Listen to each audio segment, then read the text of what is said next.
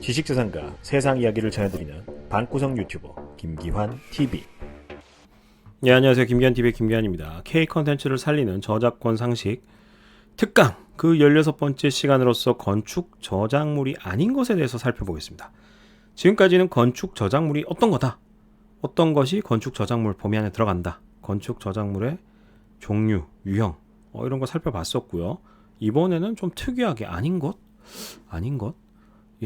왜 이거 아닌 거를 준비했냐 하면은 창작성에 대한 개념에 대해서 여러분들이 좀 판단하시는데 이 자료가 도움이 되실 거고, 그 다음에 당연히 이거 건축 저작물 있는 거 아닌가라고 생각했던 것들이 이러이러한 사유에서 아닙니다 라는 부분으로 인해서 조금 놀라시기도 하실 거면서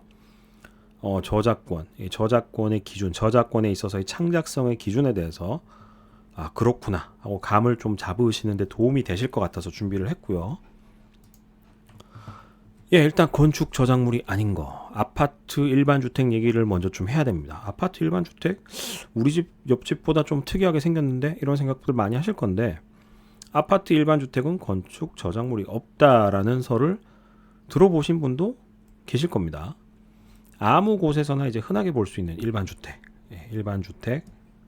그다음에 아파트, 이게 제일 흔하죠.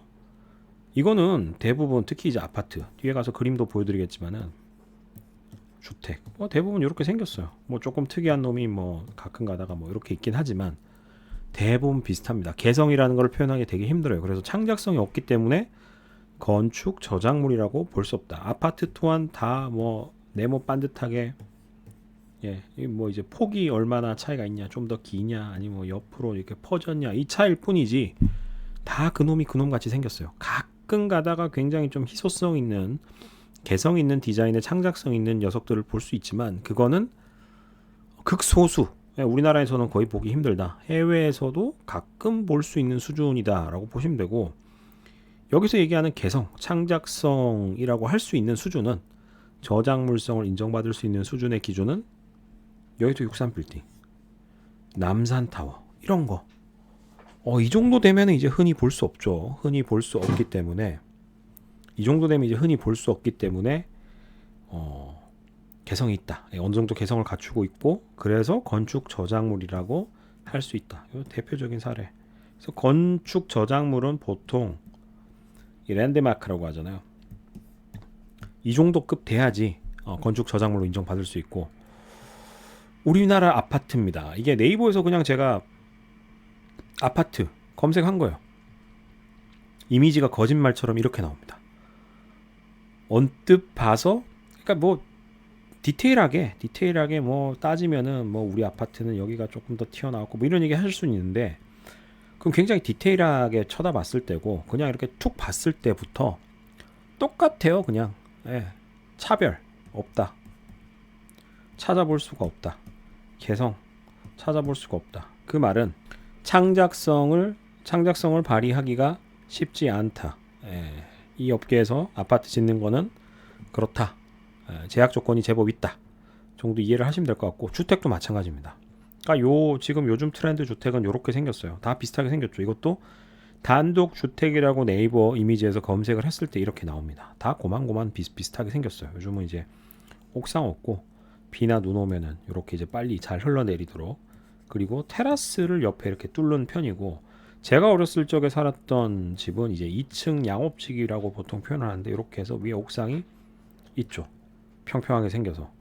그 시절에는 다 요만하게 생겼어요. 그러니까 이게 이제 시대에 따라서 건축 모양에 대한 트렌드는 있을 수 있겠지만은 대부분의 집들이 그 트렌드를 따라간다. 그렇기 때문에 단독주택 또한 개성을 가지기 쉽지 않다. 건축 저작물로 인정받기 쉽지 않다. 이 우리나라에서 건축 저작물로 인정받을 수 있는 주택을 그나마 좀 찾아보기 쉬운 곳은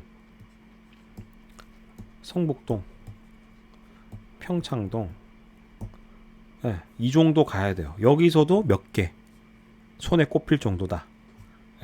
쉽지 않다 라는 얘기를 다시 한번 드리고요.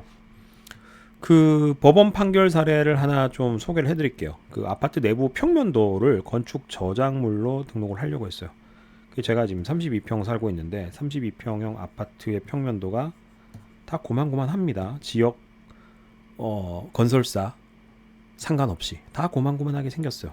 뭐 24평형 그렇죠. 다 비슷하죠. 40평형대 50평형대 다 고만고만합니다. 비슷비슷하게 생겼어요. 이게 내부 평면은 개성이 나타나기 어려운 측면이 있습니다. 그래서 이제 아파트는 건축 관련 법령에 따라서 많은 부분에서 건축 조건이 이미 결정되어 있기 때문에 창작자의 개성 발휘할 여지가 굉장히 적어요. 각 세대별 이제 전용 면적은 법령에서 인정하는 세제 혜택이라든지 유행하는 선호 평형이라든지 이런 게 있어서 건축할 수 있는 각 세대별 전용 면적을 선택하는 데 제약이 굉장히 많이 따르죠. 그래서 뭐 이게 평면도가 비슷비슷하게 나올 수밖에 없습니다. 그러다 보니까 아파트 내부 평면도나 배치도에 저작물로서의 창작성이 있다고 보기는 어렵다고 판결한다. 이게 대법원까지 갔다는 거는 이거를 설계하셨던 분이 그 나름 프라이드, 자부심 이게 되게 강했던 것 같아요. 자부심 이런 게 되게 강했던 것 같아요. 근데 이제 2009년 판결이 이렇게 났었고 이게 선례가 되기 때문에 이 판례를 바탕으로 앵간한 건축 설계 도면은 다 저작물 없다라고 계속 따라가는 추세일 겁니다. 아파트는 이제 선호에 대해 구매자들이 영향을 많이 받죠. 그러니까 설계하시는 분이 굉장히 개성 있게 뭐 이렇게 설계를 하는데 안 팔리면 안 되잖아요. 특히 아파트는. 그래서 이제 수요자의 일반적인 그 니즈가 있습니다. 요구 사항이라든지 혹은 선호도 이거를 수용할 수 있는, 수용시킬 수 있는 그런 도면, 그런 모양이 나와야 돼요. 그러다 보니까 이제 우리나라 같은 경우는 아파트를 고를 때 우리나라 사람들은 유독 이 남향을 굉장히 선호하죠. 남향이냐 아니냐. 집 보러 왔다가 다 좋은데 이게 남향 아닌데 북향인데요. 에이, 딴 집 보러 가자. 남향 보여주소. 이게 현실이에요. 그리고 이제 남쪽으로 향한 방이나 거실이 몇 개인지로 2베이냐, 3베이냐, 4베이냐 이걸로 이제 또 구분하고 희한하게. 그다음에 이제 방이나 거실의 치수가 일정한 단위로 이게 딱 끊어집니다. 예를 들면 270 곱하기 300, 300 곱하기 360 요 같이 30cm 단위로 끊어서 구성하도록 되어 있어요. 권장을 하고 있어요. 이게 이유가 있는데 30cm 단위로 이렇게 하면은 이렇게 쓰다가 딱 맞춰서 이렇게 잘라서 또 쓸 수도 있고 이제 자재가 그렇게 많이 안 나옵니다. 종류가. 근데 이 규격이 없다라고 하면 5cm 단위, 뭐 10cm 단위, 뭐 20cm 단위 막 너무 많이 나오잖아요. 그러면 이제 재고 SCM 관점에서 관리가 안 돼요. 낭비가 너무나 많을 거기 때문에 낭비 제고, 불용 자재 무조건 나옵니다. 이거는.